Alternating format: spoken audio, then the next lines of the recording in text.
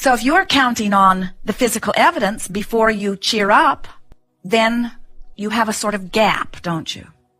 Physical friends will say, well, Abraham, if I could be over there, I would feel so much better. And we say, we know, but you've got to feel better before you can get over there. And they say, well, can't I just be the one exception in all of the universe? Can't you just make it better? Can't you change the circumstance so that I can feel better? And we say, it's an inside job. You've got to find a way to shift your vibration. And then whatever it is you've been asking for can flow easily into your experience. So now, here's the most important part of all of this, and really a sort of leading edge place for many of you. For most of you are not aware of this, and as you hear it and think about it and play with it over the next few days, so many things are going to fall into place for you. So many things that you have been holding yourself apart from for no good reason will begin to flow into your experience. In fact, an avalanche of stuff you've been wanting is lined up right outside your door. And when you open the door a crack, all kinds of things will begin flowing in. We were visiting with a woman recently who was experiencing, even in the moment that we were talking with her, very much pain in her hips. She has arthritis. And she said the pain was nearly constant. It varied in degree, but it was severe. And we said to her, you know, there are two journeys that you are living concurrently at all times. There's the journey that is already manifested that you're observing and talking about. In other words, there's the stuff that is manifested that you call reality. We call it reality. But you call it reality. It's more important to you than it is to us because we know how temporary it is. We know how changeable it is. We know that it's only the platform from which you launch more rockets of desire. And we know that your now reality is the time in which you adjust your vibration in order to open the door more than a crack to allow more of what you're wanting in. So we don't want to give reality as much attention as you do. We want to call it reality.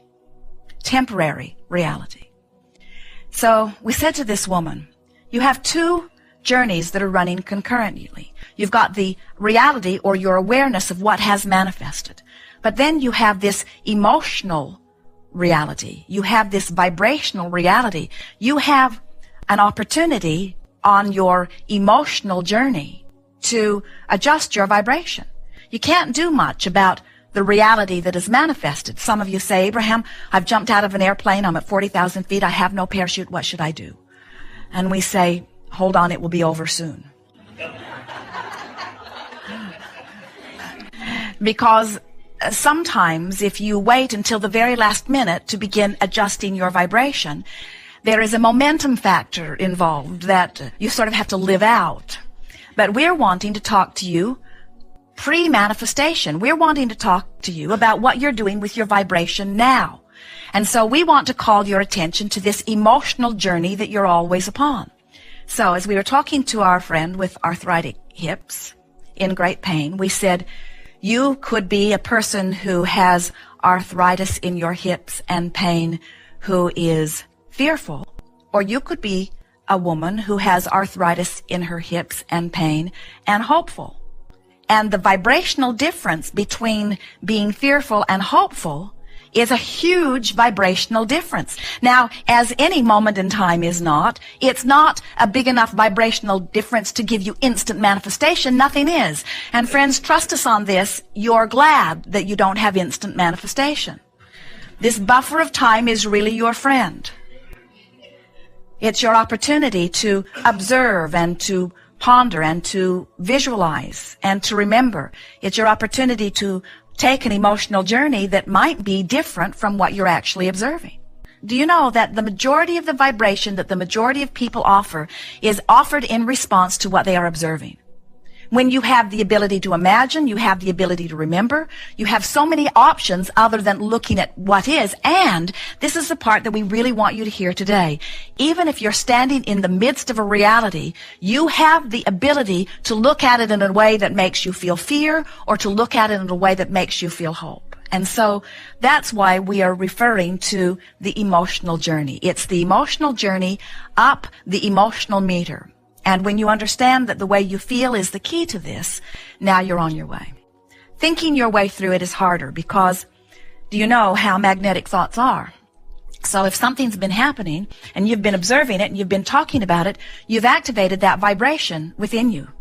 We want you to make friends with your vibration wherever it is. In other words, we want you to understand the vibrational nature of whatever it is that you've been thinking about and understand that it is illogical, it cannot be done, it defies the laws of physics for you to be offering a vibration of despair and all of a sudden jump over to a vibration of appreciation. Those vibrational frequencies are too far apart. The frequencies have to match up. And so when you've been focusing upon something that is causing you to feel the emotion that is evidence of the vibration of despair or fear, you don't have access to those thoughts that feel like appreciation, not in that moment. Joseph Campbell gave you some wonderful words. He said, follow your bliss. And we have never heard words spoken that are more accurate to what we know about your guidance system and who you are and what you deserve and what you're worthy of. And if you could do it, would lead you to the fulfillment of your reason for being here and for a joyful life every day, all day. Following your bliss, that is very good advice. But when you are in despair, you cannot get a whiff of bliss because the vibrational frequencies are too far apart.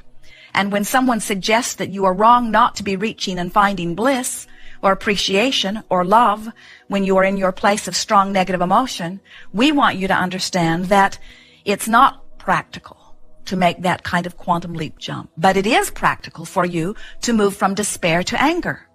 If you decide that nothing is more important than the way you feel. All of this gets very easy because trying to process the thoughts that you are thinking is a bit cumbersome. Because when you are thinking about what you're thinking, you've activated what you're thinking. And when you've activated what you're thinking, then other thoughts like that which you are thinking come into your mind. And now you've got a more activated thought of that which you were thinking. And then you say, I'm not going to think this thought that I'm thinking because I'm thinking that this thought that I'm thinking is not the best thought that I could be thinking. But you're still thinking that thought that you're thinking. Where if you are reaching for a feeling rather than for a thought, it's easier for you to move up the emotional scale. And we want you to realize and watch and feel as we move through this day that the feeling of moving up the emotional scale, or the feeling of moving from resistance into allowing, or the feeling of shifting your vibration from one that is disallowing your connection to who you are to one that is fully allowing your connection to who you are. This process of moving up the emotional scale is a step-by-step process. It's something that you have to feel your way to. We are eager to talk with you about anything that is important to you. Nothing is off limits here. Thank you. I want to express my gratitude to you for the benefit you've been to me in the year that I've been listening to you. It's an amazing change has happened in my life. From feeling finally, after all this time, worthy of all the good things. I've always been blessed with wonderful health and a wonderful family and wife and kids and relative abundance, you know, certainly in the 95th percentile of the planet. And yet there's something in me that didn't think I could have it all, you know, and now Well, you couldn't be too far out of whack or you wouldn't be living the life you are. Yeah. In other words, you were closer to alignment than you wanted to accept because you've been trained, as a lot of people have, to believe that you should struggle harder for the good that comes to you. Yes. And when it comes relatively easily, you feel guilty about that. And there are a whole host of people that are out there not very well connected that work very hard at making you feel guilty. In other words, they want you to feel guilty. They want you to suffer more than you do so that they feel better about the suffering that they're doing. They don't do it consciously. Well, some of them do. But on the whole, they're well-meaning. So how have you come about giving it up? I think I just got sick and tired of it and I'm not going to take it anymore. We think so too. Yeah. We think the contrast of it just got feeling bad enough and you realize that you're supposed to feel good and feeling good was something that was natural to you, so it was an easy transition to make. And we want to let you know, of course you're already beginning to feel it because the momentum is swelling. Yes. But all of that well-being that you've been living is small in comparison with what is now coming as you brought yourself into alignment with now knowing that it's all right to let the good times roll. Yes. Thank you. So I guess my hesitancy in coming up was, it's also wonderful. I just want some minor tweaking. It's like I set some really big business goals in the beginning of the year, and that basically 4 times anything I'd ever experienced in any other year. And about 2 months ago, I was nowhere near it, and then I finally allowed myself to feel worthy, and then immediately things started flowing in, and this huge deal is working out in my life, and it's going so smoothly. And then there's little bumps in the road, and like the client calls in and says, I changed my mind, the deal's off, and my secretary takes the message, and she of course feels bad for me because she believes them. And I say, well, they just don't understand. I call them back up, everything's fine. It's like there was some joy in seeing that other people thinking the reality wasn't going to happen, but it's really happening. And so now there's been like these 3 or 4 peaks.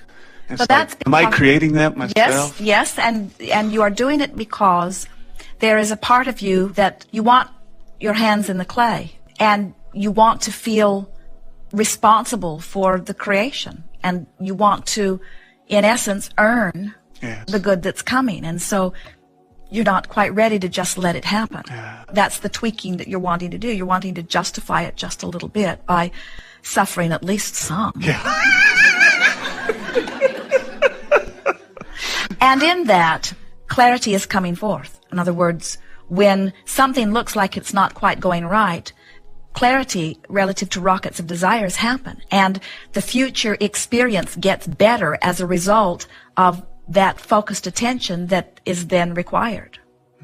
You see, this is ideal creating. When you get to this place where you've set goals that thrill you, but they're not so big that they feel out of reach, and it's still interesting enough that you want to focus upon it, but when something goes wrong, it doesn't knock the wind out of you because you have enough confidence that things are going well. This is the ideal state of creating. Yes. And you have honed it into that position. We say you've got your hands on the steering wheel and your foot on the accelerator, and you get to decide where you go and how fast you go. And if it gets going too fast, you can slow down, and if it's not fast enough, you can speed up. In other words, this is what creating is. And you have come to consciously acknowledge that it is the focusing that makes it happen. So much so that when your secretary gets the information about what seems to be the action reality, you didn't let it divert you from the emotional journey that you'd already decided to take. And so, since you didn't let it divert you, the action journey couldn't be diverted either. Right, right. Yes. Thank you. So, just keep feeling good, eh? Did I missed anything? Well, we can hear some questions within you. How good can it get? And we say, we have not seen the lid on that. Okay. How much fun can I have? How much money can I make? How many people can I influence for the better? In other words, we don't see any ending to all of this. But your work is constant, and it is the same work. It is managing that distance between the desire and the current in the moment vibration. And so you can't be off the wall excited all the time. But think about your life vacillating between things that feel like, oh, that's fascinating, or oh, that's exciting, or ooh, doesn't this feel good, or ooh, don't you just love this, or ooh, isn't that surprising, to ooh, isn't that interesting. In other words, there's lots of variety in emotions that will keep you perfectly happy up there in that stratosphere of positive creating. And we can feel that you're at the place, and many of you are, where your expectation of well-being is so well in place that you just can't experience anything other than that. And so just relax and continue to savor and enjoy. And we want to amplify the word savor because you're on the brink of so much expansion